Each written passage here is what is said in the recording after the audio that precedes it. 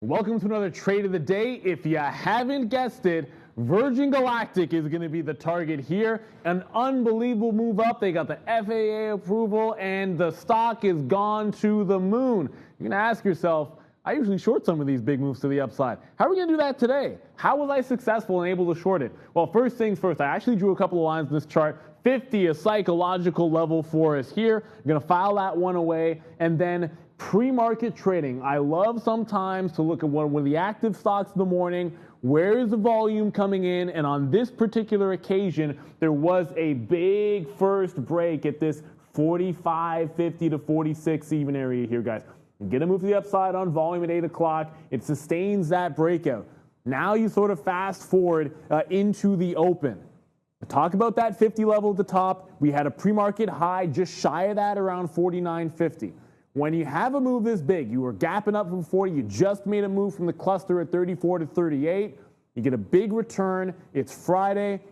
I'm always anticipating that rollover trade. Spike at the open, and then that flush trade. Now, it comes right into that test. I am able to short it right in here, right in front of 49.50. It slams down. It's so strong. It did try a breakdown here that was in and out pretty quick. So because of that, I'm going to cover some, forget about VWAP, I'm covering some in front of that 47 level and then all the way down. Why am I aggressive in getting out of these shares? Why not hold down thinking, hey, it was at $40 before, I can come back down to 40. Remember that breakout price. I take you right back to that breakout in the morning on volume.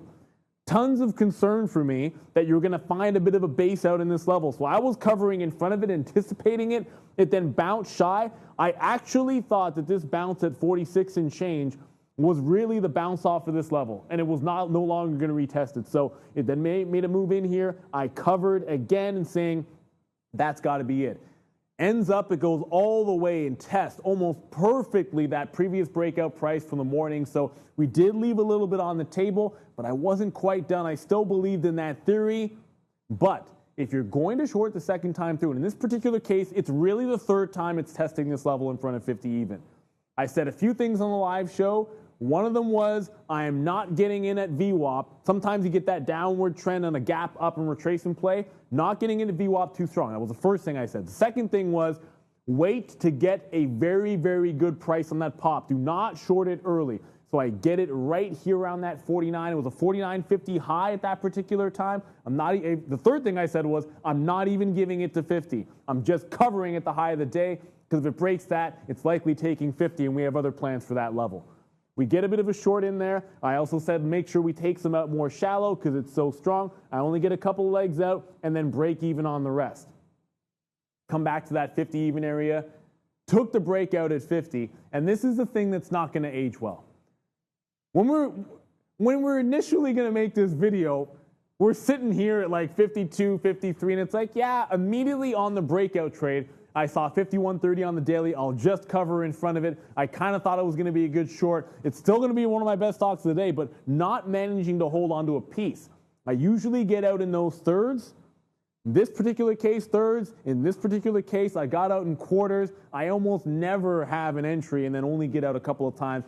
Should have saved some reserve. I took too much out in the initial break there, and that's what came from the short buys. I think because I was shorting it so much in the morning, I didn't give enough room to that breakout long. Was too much of a trigger finger, had those paper hands when it comes to the long.